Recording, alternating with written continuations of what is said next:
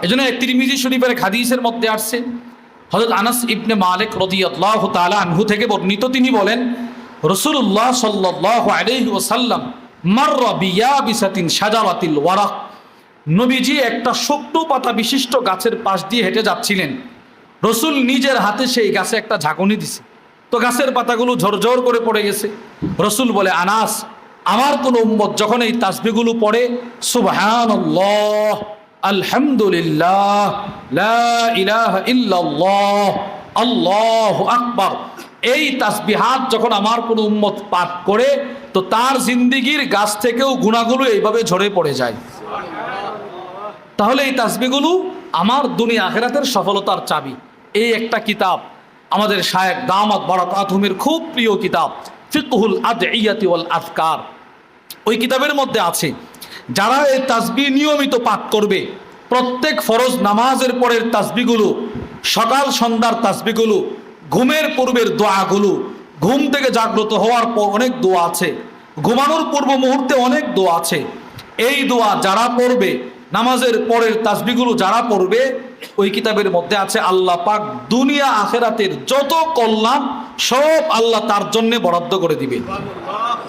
দুনিয়াতে খায়রাত যত কল্যাণ থাকতে পারে সব কল্যাণ আল্লাহ আপনাকে দান করবে, আপনার পরিবারে দান করবে, আপনার সন্তানকে দান করবে, যদি এই তাসবিহগুলো আমরা পড়তে পারি। তাহলে আমরা ইনশাআল্লাহ নিয়ত করি আমরা কখনো তাসবিহ হাত ছাড়বো না, বলেন ইনশাআল্লাহ। ওই যে একটা হাদিস বলছিলাম না, 10 বার 10 বার 10 বার, এটা পড়ার পরে রসুল বলেন আমার উম্মত সহজে জান্নাতে চলে যাবে। তো সাহাবা ইকরাম রসুলকে প্রশ্ন করে, ইয়া রাসূলুল্লাহ, তাহলে তো মানুষ খুব সহজে জান্নাতে যাবে। রসুল বলে, না, এই আমল এত সহজ, এরপরেও আমার অনেক উম্মত এই আমলটা করতে পারবে না। কেন? নবীজি বলেন, যেই মাত্র সে নামাজের সালাম শেষ করবে, শয়তান তাকে দুনিয়ার যত কাজ, যত ব্যস্ততা সব তাকে স্মরণ করায় দিবে, খুব তাড়াহুড়ো করে তারে মসজিদ থেকে বের করে দিবে। এজন্য আমাদের দেশে এরকম মুসল্লিও আছে, জুমার দিন 1:25 মসজিদে ঢুকছে, 1:25, আবার 1:35 মসজিদ থেকে বের হয়ে গেছে।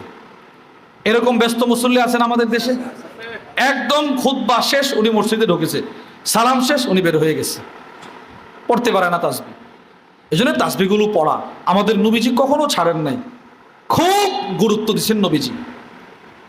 ঘুমানোর পূর্বে আয়াতুল কুরসি 3 কুল, ইখলাস, ফালাক, নাস 3 বার পরে ফু দেওয়া, এই মাথা থেকে এইরকম পুরা শরীরে। আমরা যে নামাজের পরে 3 কুল পরে ফু দিই, এটা না, সুন্নাহ হলো ঘুমের আগে, রসুল ঘুমের আগে এটা ফু দিতেন পুরা শরীরে। যখন নবীজি অসুস্থ, একদম অসুস্থ, তখন নবীজি নিজে পড়তেন আর আম্মাজানের হাতে রসুল ফু দিতেন। আম্মাজান কখনো কখনো নবীজির হাত দিয়ে রসুলের শরীরে স্পর্শ করে মুছে দিতেন, আবার কখনো আম্মাজান নিজে মুছে দিতেন। রসুল যেই অসুস্থতায় মৃত্যুবরণ করেছেন, সেই অসুস্থতার মাঝখানেও নবীজি এই আমল ছাড়ে নাই। তাহলে নবীজি কি পরিমাণ গুরুত্ব দিচ্ছেন আমলটার বলেন। প্রতিদিন ঘুমানোর পূর্বে আয়াতুল কুরসি তিলাওয়াত করে ঘুমানো। আমানার রাসূলু বিমা উনজিলা ইলাইহি মির রাব্বিহি ওয়াল মুমিনুন, রাসূলুল্লাহ সাল্লাল্লাহু আলাইহি ওয়াসাল্লাম বলেন, যে ব্যক্তি প্রতি রাত্রে সূরাতুল বাকারার শেষ 2 আয়াত তিলাওয়াত করবে, ওই রাত্রিতে এই 2 আয়াত তার জন্য যথেষ্ট হয়ে যাবে। কিসের থেকে যথেষ্ট? এর 3টা ব্যাখ্যা লিখছেন ইমাম নববী রাহিমাহুল্লাহ। 1 নম্বর হলো, ওই রাতে সে ঘুমায় গেলেও সারা রাত তাহাজ্জুদ নামাজের সওয়াব আল্লাহ তাকে দান করবে। 2, বালা মুসিবত থেকে আল্লাহ পাক ওই রাত্রে তাকে হেফাজত করবে। 3, এই কিতাবের মধ্যে আছে, আমরা ঘুমায় গেলে অনেক বিষাক্ত প্রাণী, পোকামাকড় আমাদের চতুর্দিকে তারা চলাফেরা করে রাত্রেবেলা, এটা আপনার কান দিয়ে ঢুকবে না, নাক দিয়ে ঢুকবে না, আপনাকে ক্ষতবিক্ষত করবে না, আল্লাহ পাক আপনাকে নিজে হেফাজত করবে। তাহলে আমরা এই তাসবিহগুলো পড়বো তো ইনশাআল্লাহ, এই মাসতুম দোয়াগুলো পড়বো তো ইনশাআল্লাহ। আল্লাহ আমাদের সকলকে তৌফিক দান করেন। আমাদের যাদের উযু ইস্তেনজার প্রয়োজন, আমরা উযু ইস্তেনজা করে চলে আসি, আর যাদের আছে আমরা বসে বসে দরুদ শরীফ পড়তে থাকি, ইস্তেগফার পড়তে থাকি। আল্লাহ সকলকে তৌফিক দান করেন। ইনশাআল্লাহ মাগরিবের নামাজের পর আমাদের শ্রদ্ধাভাজন শায়খ আরিফ বিল্লাহ হাকিমুন নফস আল্লামা মুফতি মুশতাকুন নবী কাসিম হাফিজাহুল্লাহ হুজুর গুরুত্বপূর্ণ নসিহত পেশ করবেন।